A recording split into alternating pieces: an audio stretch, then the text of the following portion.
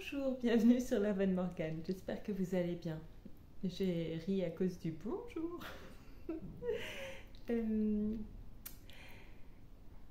Et voilà, qu'est-ce que je voulais vous dire? Eh bien, je viens lire la suite des mémoires de deux jeunes mariés de Balzac.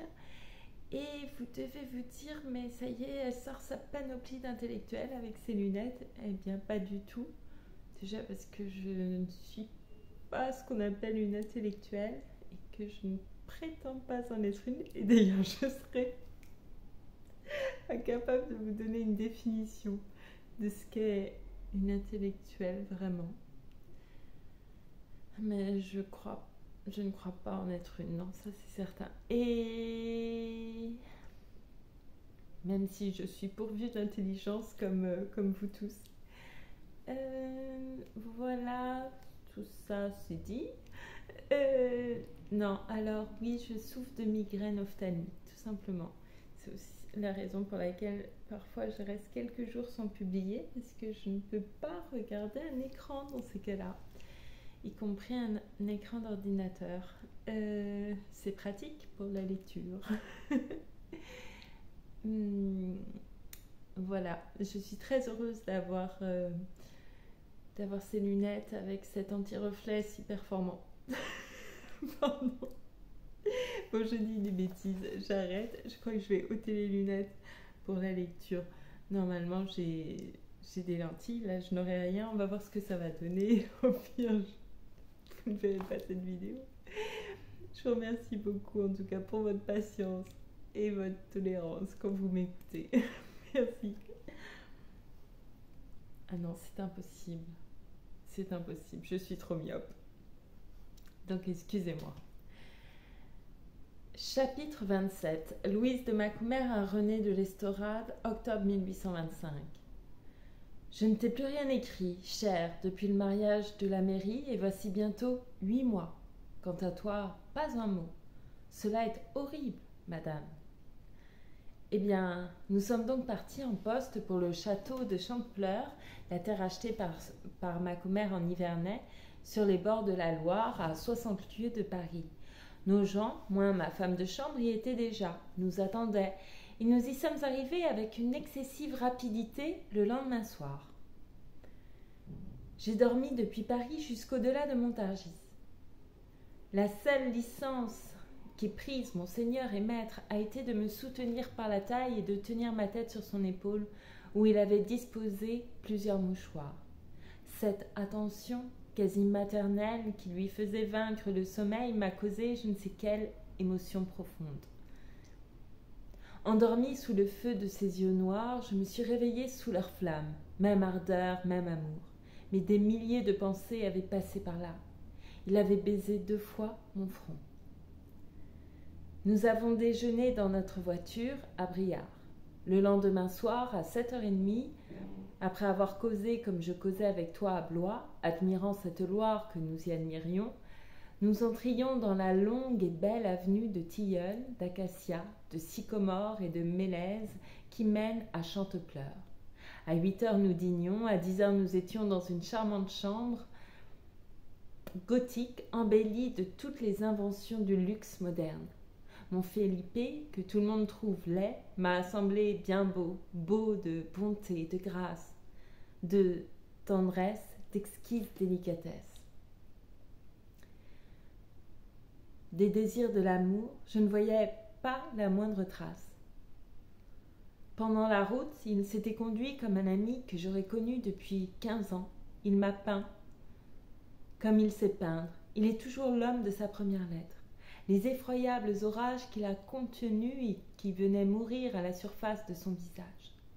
Jusqu'à présent, il n'y a rien de bien effrayant dans le mariage, dis-je en allant à la fenêtre et voyant par un clair de lune superbe un délicieux parc d'où s'exhalaient de pénétrantes odeurs. Il est venu près de moi, m'a reprise par la taille et m'a dit « Et pourquoi s'en effrayer ?» Ai-je démenti par un geste, par un regard, mes promesses? Les démentirai-je un jour? Jamais voix, jamais regard n'auront pareille puissance. La voix me remuait les moindres fibres du corps et réveillait tous les sentiments. Le regard avait une force solaire.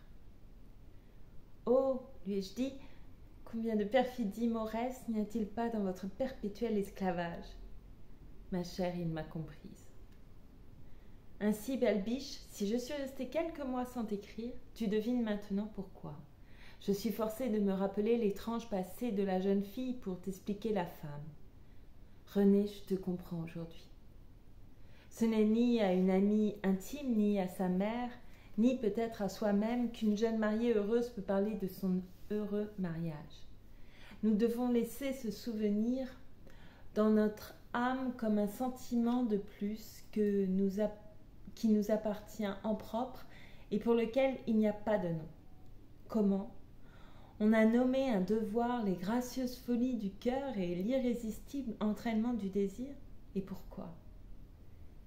Quelle horrible puissance a donc imaginé de nous obliger à fouler les délicatesses du goût, les 1000 pudeurs de la femme en convertissant ses voluptés en devoirs? Comment peut-on devoir ces fleurs de l'âme, ces roses de la vie, ces poèmes de la sensibilité exaltée à un être qu'on n'aimerait pas? Des droits dans de telles sensations. Mais elles naissent et s'épanouissent au soleil de l'amour, où leurs germes se détruisent sous les froideurs de la répugnance et de l'aversion. À l'amour d'entretenir de tels prestiges. Ô ma sublime Renée, je te trouve bien grande maintenant. Je plie le genou devant toi, je m'étonne de ta profondeur et de ta perspicacité. Oui, la femme qui ne fait pas, comme moi, quelque secret mariage d'amour caché sous les noces légales et publiques, doit se jeter dans la maternité comme une âme à qui la terre manque se jette dans le ciel. De tout ce que tu m'as écrit, il ressort un principe cruel. Il n'y a que les hommes supérieurs qui sachent aimer. Je sais aujourd'hui pourquoi. L'homme obéit à 2 principes. Il se rencontre en lui le besoin et le sentiment. Les êtres inférieurs ou faibles prennent le besoin pour le sentiment, tandis que les êtres supérieurs couvrent le besoin sous les admirables effets du sentiment. Le sentiment leur communique par sa violence une excessive réserve et leur inspire l'adoration de la femme. Évidemment, la sensibilité se trouve en raison de la puissance des organisations intérieures, et l'homme de génie est alors le seul qui se rapproche de nos délicatesses. Il entend, devine, comprend la femme. Il l'élève sur les ailes de son désir contenu par les timidités du sentiment. Aussi, lorsque l'intelligence, le cœur et les sens également ivres nous entraînent, n'est-ce pas sur la terre que l'on tombe? On s'élève alors dans les sphères célestes et malheureusement on n'y reste pas assez longtemps. Telle est, ma chère âme, la philosophie des 3 premiers mois de mon mariage. Felipe est un ange. Je puis penser tout haut avec lui, sans figure de rhétorique, il est un autre moi. Sa grandeur est inexplicable. Il s'attache plus étroitement par la possession et découvre dans le bonheur de nouvelles raisons d'aimer. Je suis pour lui la plus belle partie de lui-même. Je le vois. Des années de mariage, loin d'altérer l'objet de ses délices, augmenteront sa confiance, développeront de nouvelles sensibilités et fortifieront notre union. Quel heureux délire! Mon âme est ainsi faite que les plaisirs laissent en moi de fortes lueurs, ils me réchauffent, ils s'emprègnent dans mon être intérieur. L'intervalle qui les sépare est comme la petite nuit des grands jours. Le soleil qui a doré les cimes à son coucher les retrouve presque chaudes à son lever. Par quel heureux hasard en a-t-il été pour moi sur le champ ainsi? Ma mère avait éveillé chez moi 1000 craintes. Ces prévisions qui m'ont semblé pleines de jalousie, quoique dans la moindre petitesse bourgeoise, quoique sans la moindre petitesse bourgeoise, ont été trompées par l'événement, car tes craintes et les siennes, les miennes, tout s'est dissipé. Nous sommes restés à Chantepleurs 7 mois et demi, comme 2 amants dont l'un a enlevé l'autre et qui ont fui des parents courroucés. Les roses du plaisir ont couronné notre amour, elles fleurissent notre vie à 2. Par un retour subi sur moi-même, un matin où j'étais plus pleinement heureuse, j'ai songé à ma Renée et à son mariage de convenance. Et j'ai deviné ta vie, je l'ai pénétrée. Oh mon ange, pourquoi parlons-nous une langue différente? Ton mariage purement social et mon mariage qui n'est qu'un amour heureux sont deux mondes qui ne peuvent pas plus se comprendre que le fini ne peut comprendre l'infini. Tu restes sur la terre, je suis dans le ciel. Tu es dans la sphère humaine et je suis dans la sphère divine. Je règne par l'amour, tu règnes par le calcul et par le devoir. Je suis si haut que s'il y avait une chute, je serais brisée en 1000 miettes. Enfin, je dois me taire car j'ai honte de te peindre l'éclat, la richesse, les pimpants de joie d'un pareil printemps d'amour. Nous sommes à Paris depuis 10 jours, dans un charmant hôtel rue du Bac, arrangé par l'architecte que Felipe avait chargé d'arranger Chantepleurs.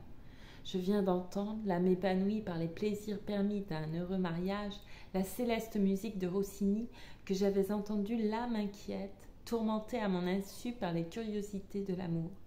On m'a trouvée généralement embellie et je suis comme une enfant en m'entendant appeler Madame. Vendredi matin. Renée, ma belle sainte, mon bonheur me ramène sans cesse à toi. Je me sens meilleure pour toi que je ne l'ai jamais été. Je te suis si dévouée. J'ai si profondément étudié ta vie conjugale par le commencement de la mienne, et je te vois si grande, si noble, si magnifiquement vertueuse, que je me constitue ici ton inférieure, ta sincère admiratrice, en même temps que ton amie. En voyant ce qu'est mon mariage, il m'est à peu près prouvé que je serais morte s'il en eût été autrement. Et tu vis. Par quel sentiment, dis-le-moi. Aussi ne te ferai-je plus la moindre plaisanterie.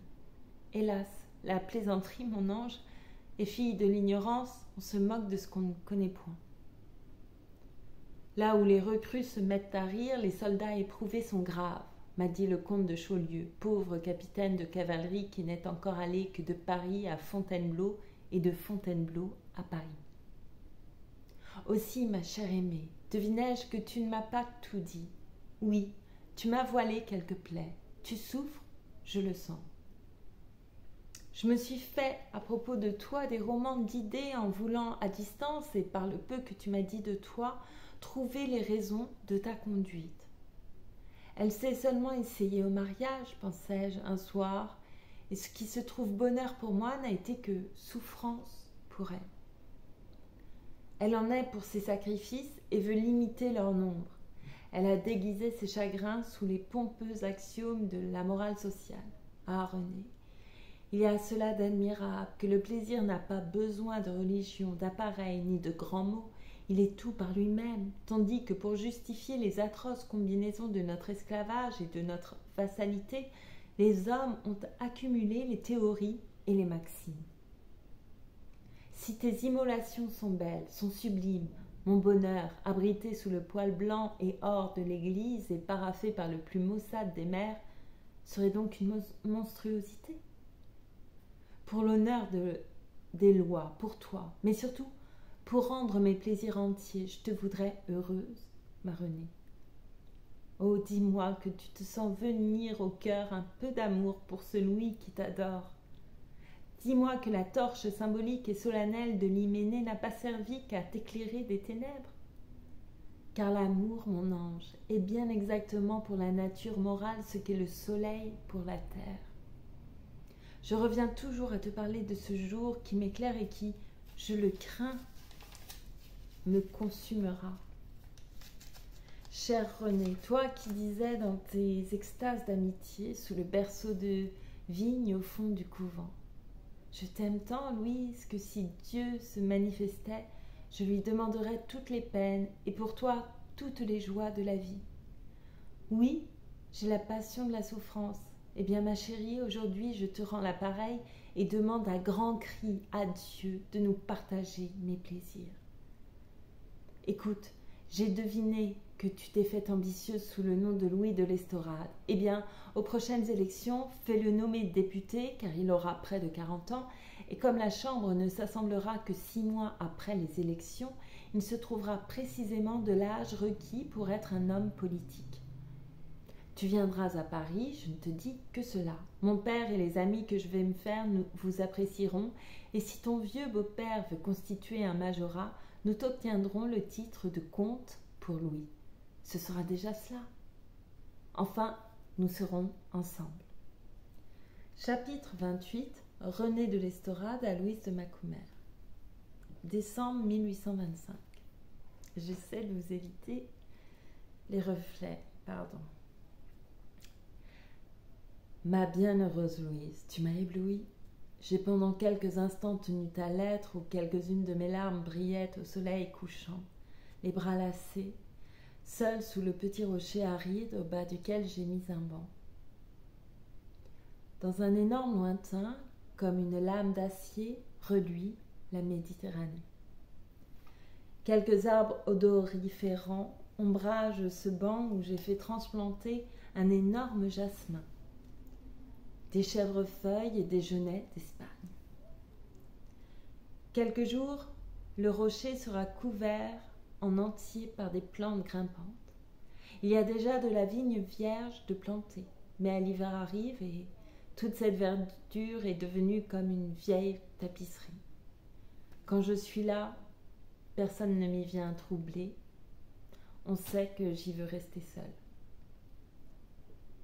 Ce banc s'appelle le banc de Louise. N'est-ce pas te dire que je n'y suis point seule, quoique seule?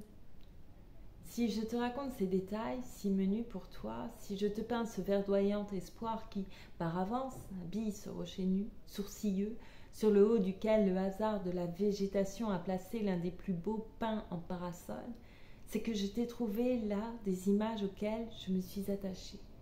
C'est que j'ai trouvé là des images auxquelles je me suis attachée. En jouissant de ton heureux mariage, et pourquoi ne t'avouerais-je pas tout, en l'enviant de toutes mes forces, j'ai senti le premier mouvement de mon enfant, qui, des profondeurs de ma vie, a réagi sur les profondeurs de mon âme. Cette sourde sensation, à la fois un avis, un plaisir, une douleur, une promesse, une réalité, ce bonheur qui n'est qu'à moi dans le monde, à qui reste un secret, et qui reste un secret entre moi et Dieu, ce mystère m'a dit que le rocher serait un jour couvert de fleurs, que les joyeux rires d'une famille y retentiraient, que mes entrailles étaient enfin bénies et donneraient la vie à flot. Je me suis sentie née pour être mère. Aussi la première certitude que j'ai eue de porter en moi une autre vie m'a-t-elle donné de bienfaisantes consolations. Une joie immense a couronné tous ces longs jours de dévouement qui ont fait déjà la joie de Louis. Dévouement, me suis-je dit à moi-même. N'es-tu pas plus que l'amour? N'es-tu pas la volupté la plus profonde parce que tu es une abstraite volupté, la volupté génératrice? N'es-tu pas, ô dévouement, la faculté supérieure à l'effet? N'es-tu pas la mystérieuse, l'infatigable divinité cachée sous les sphères innombrables dans un centre inconnu par où passent tour à tour tous les mondes? Le dévouement seul dans son secret, plein de plaisirs savourés en silence, sur lesquels personne ne jette un œil profane et que personne ne soupçonne. Le dévouement, Dieu jaloux et accablant, Dieu vainqueur et fort, inépuisable parce qu'il tient à la nature même des choses et qu'il est ainsi toujours égal à lui-même, malgré l'épanchement de ses forces, le dévouement. Voilà donc la signature de ma vie. L'amour, Louise, est un effort de Philippe sur toi, mais le rayonnement de ma vie sur la famille produira une incessante réaction de ce petit monde sur moi. Ta belle moisson dorée est passagère, mais la mienne, pour être retardée, n'en sera-t-elle pas plus durable? Elle se renouvellera de moment en moment. L'amour est le plus joli larcin que la société ait su faire à la nature. Mais la maternité, n'est-ce pas la nature dans sa joie? Un sourire a séché mes larmes. L'amour rend mon Louis heureux. Mais le mariage m'a rendue mère et je veux être heureuse aussi. Je suis alors revenue à pas lents à ma bastide blanche au volet vert pour t'écrire ceci. Donc, chère, le fait le plus naturel et le plus surprenant chez nous s'est établi chez moi depuis 5 mois. Mais je puis te dire tout bas qu'il ne trouble en rien ni mon cœur ni mon intelligence. Je les vois tous heureux. Le futur grand-père empiète sur les droits de son petit-fils, il est devenu comme un enfant. Le père prend des airs graves et inquiets. Tous sont aux petits soins pour moi, tous parlent du bonheur d'être mère. Hélas, moi seule, je ne sens rien. Et n'ose dire l'état d'insensibilité parfaite où je suis. Je mens un peu pour ne pas attrister leur joie.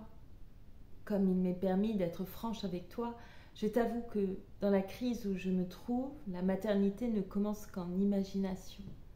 Louis a été aussi surpris que moi-même d'apprendre ma grossesse. N'est-ce pas te dire que cet enfant est venu de lui-même, sans avoir été appelé autrement que par les souhaits impatiemment exprimés de son père? Le hasard, ma chère, est le dieu de la maternité. Quoique, selon notre médecin, ces hasards soient en harmonie avec le vœu de la nature. Il ne m'a pas nié que les enfants qui se nomment si gracieusement les enfants de l'amour devaient être beaux et spirituels, que leur vie était souvent comme protégée par le bonheur qui avait rayonné, brillante étoile, à leur conception. Peut-être donc, ma Louise, auras-tu dans ta maternité des joies que je dois ignorer dans la mienne. Peut-être aime-t-on mieux l'enfant d'un homme adoré, comme tu adores Philippe, que celui d'un mari qu'on épouse par raison, à qui l'on se donne par devoir et pour être femme, enfin. Ces pensées gardées au fond de mon cœur ajoutent à ma gravité de mère en espérance. Mais comme il n'y a pas de famille sans enfants, mon désir voudrait pouvoir hâter le moment où pour moi commenceront les plaisirs de la famille qui doivent être ma seule existence. En ce moment, ma vie est une vie d'attente et de mystère, où la souffrance la plus nauséabonde accoutume sans doute la femme à d'autres souffrances. Je m'observe. Malgré les efforts de Louis, dont l'amour me comble de soins, de douceur, de tendresse, j'ai de vagues inquiétudes auxquelles se mêlent les dégoûts, les troubles, les singuliers appétits de la grossesse. Si je dois te dire les choses comme elles sont, au risque de te causer quelque déplaisance pour le métier, je t'avoue que je ne conçois pas la fantaisie que j'ai prise pour certaines oranges, goût bizarre et que je trouve naturel. Mon mari va me chercher à Marseille les plus belles oranges du monde. Il en a demandé de Malte, du Portugal, de Corse. Mais ces oranges, je les laisse. Je cours à Marseille, quelquefois à pied, y dévorer de méchantes oranges à 1 liard, quasi pourries, dans une petite rue qui descend au port, à 2 pas de l'hôtel de ville. Et leurs moisissures bleuâtres ou verdâtres brillent à mes yeux comme des diamants. J'y vois des fleurs, je n'ai nul souvenir de leur odeur cadavéreuse et leur trouve une saveur irritante, une chaleur vineuse, un goût délicieux. Eh bien, mon ange, voilà les premières sensations amoureuses de ma vie. Ces affreuses oranges sont mes amours. Tu ne désires pas Felipe autant que je souhaite un de ces fruits en décomposition. Enfin, je sors quelquefois furtivement, je galope à Marseille d'un pied agile et il me prend des tressaillements voluptueux quand j'approche de la rue. J'ai peur que la marchande n'ait plus d'oranges pourries, je me jette dessus, je les mange, je les dévore en plein air. Il me semble que ces fruits viennent du paradis et contiennent la plus suave nourriture. J'ai vu Louise se détournant pour ne pas sentir leur puanteur. Je me suis souvenu de cette atroce phrase d'Obermann, sombre élégie que je me repens d'avoir lue. Les racines s'abreuvent dans une eau fétide. Depuis que je mange de ces fruits, je n'ai plus de maux de cœur et ma santé s'est rétablie. Ces dépravations ont un sens puisqu'elles sont un effet naturel et que la moitié des femmes éprouvent ces envies. Monstrueuses, quelquefois. Quand ma grossesse sera très visible, je ne sortirai plus de la crampade. Je n'aimerais pas être vue ainsi. Je suis excessivement curieuse de savoir à quel moment de la vie commence la maternité. Ce ne saurait être au milieu des effroyables douleurs que je redoute. Adieu mon heureuse, adieu.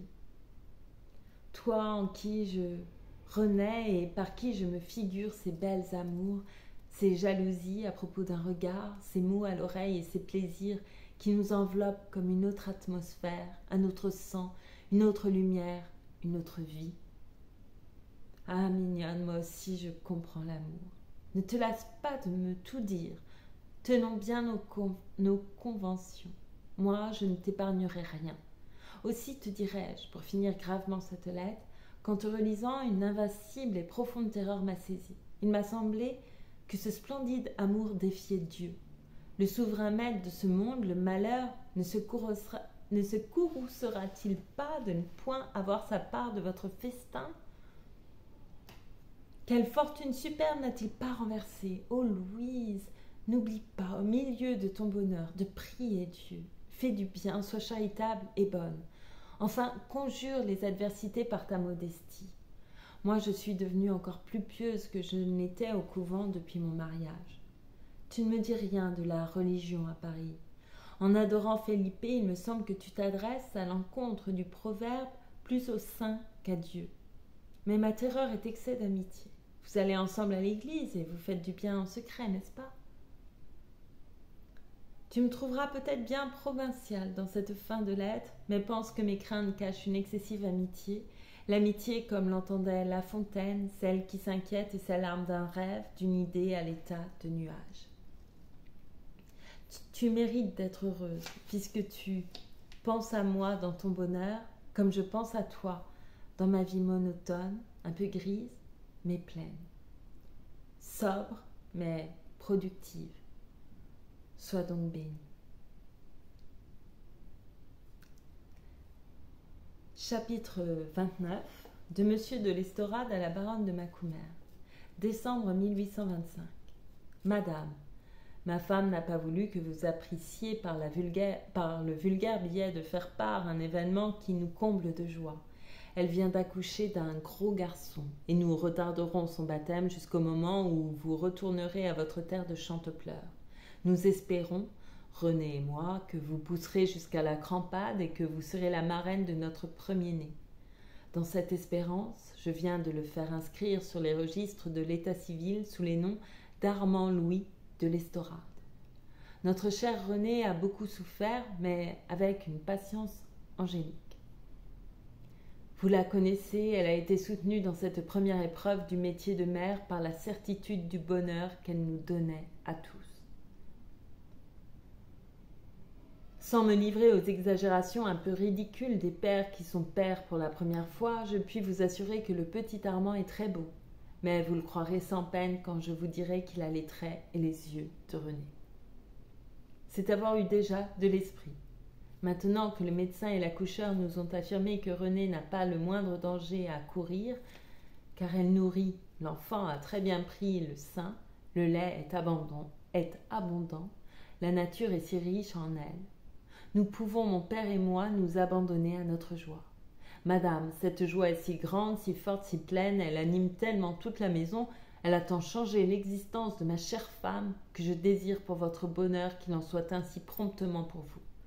René a fait préparer un appartement que je voudrais rendre digne de nos hôtes, mais où vous serez reçus du moins avec une cordialité fraternelle, sinon avec faste. René m'a dit, Madame, vos intentions pour nous, et je saisis d'autant plus cette occasion de vous en remercier que rien n'est plus de saison. La naissance de mon fils a déterminé mon père à faire des sacrifices auxquels les vieillards se résolvent difficilement. Il vient d'acquérir 2 domaines. La crampade est maintenant une terre qui rapporte 30 000 francs. Mon père va solliciter du roi la permission de l'ériger en majorat. mais obtenez pour lui le titre dont vous avez parlé dans votre dernière lettre et vous aurez déjà travaillé pour votre filleul. Quant à moi, je suivrai vos conseils uniquement pour vous réunir à René durant les sessions. J'étudie avec ardeur et tâche de devenir ce qu'on appelle un homme spécial, mais rien ne me donnera plus de courage que de vous savoir la protectrice de mon petit Armand. Promettez-nous donc de venir jouer ici, vous si belle et si gracieuse, si grande et si spirituelle, le rôle d'une fée pour mon fils aîné.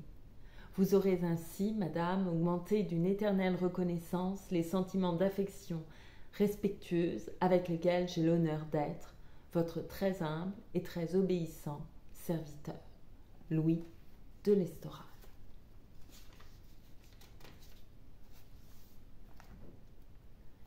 Et je vais m'arrêter là pour cette lecture. Je suis désolée pour les reflets dans les vers.